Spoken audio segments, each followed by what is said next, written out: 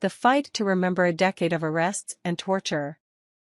Santiago Matilla was 22 when he was dragged off the street by soldiers while playing basketball. The year was 1977, 5 years since President Ferdinand E. Marcos had declared martial law in the Philippines on September 21, 1972. Mr. Marcos suspended parliament and arrested opposition leaders. Mr. Matilla was among the tens of thousands of people detained and tortured during a decade of martial law.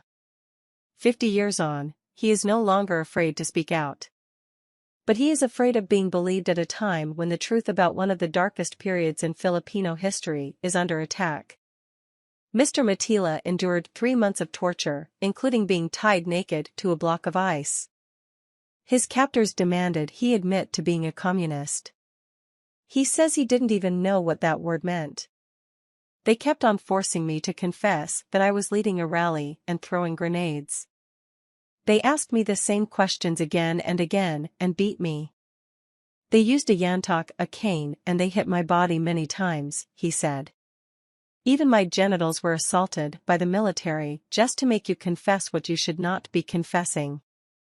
Some 70,000 people were imprisoned, 34,000 were tortured, and over 3,200 people were killed in the 9 years after Mr. Marcos imposed martial law, according to Amnesty International.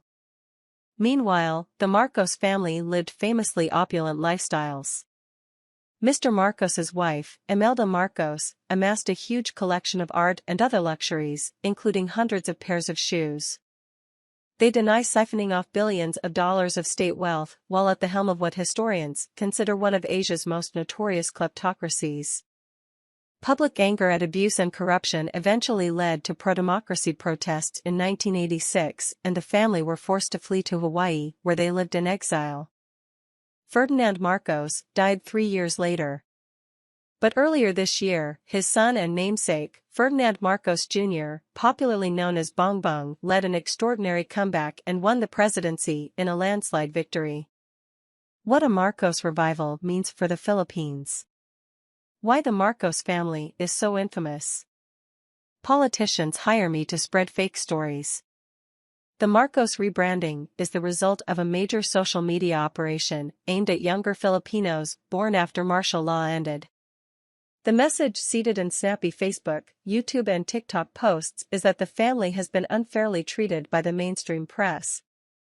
Mr. Marcos Jr. has shunned network news interviews and refused to participate in presidential debates.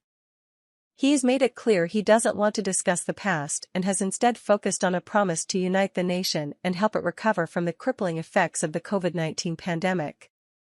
This popular message, by a recognizable celebrity name, hit home with voters eager for change, including Mr. Matilla's children. Mr. Matilla tells me that his son believes the past should stay in the past, a view that he finds upsetting. My son is adamantly on their side. He doesn't know that what I'm doing is all for them. These are my experiences, and what I'm fighting for is for their sake too, so that they will know what happened. You want me to just disregard what I went through? That cannot happen. The sufferings I went through are embedded in my mind, he said. I'm still fighting because of my pain.